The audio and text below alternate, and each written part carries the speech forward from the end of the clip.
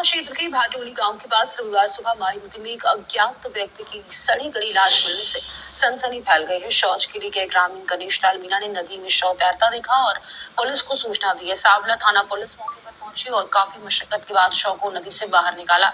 शव कई दिन पुराना होने के कारण उसकी पहचान नहीं हो सकी। चिकित्सक को मौके पर बुलाकर पोस्टमार्टम कराया गया। पुलिस के अनुसार मृतक पुरुष है और उसकी उम्र करीब 50 वर्ष बताई जा रही है। पहचान नहीं होने पर पुलिस की मौजूदगी में अंतिम संस्कार कराया गया। पुलिस मामले की जांच में जुटी है।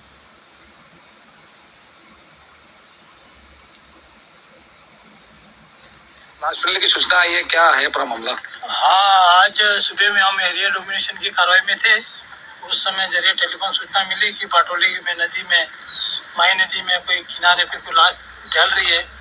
पास में पाटोली का व्यक्ति गणेश करके था, वो खेतों में गया था जो शौच करने के लिए नदी में पानी लेने गया, तो उसने देखी, इसने सूचना दी गांव में, और जिस पर हम वहाँ पहुँचे तो लाश पड़ी है, उल्टी तैर रही है, जिसको निकालने के प्रयास किए जा रहे हैं।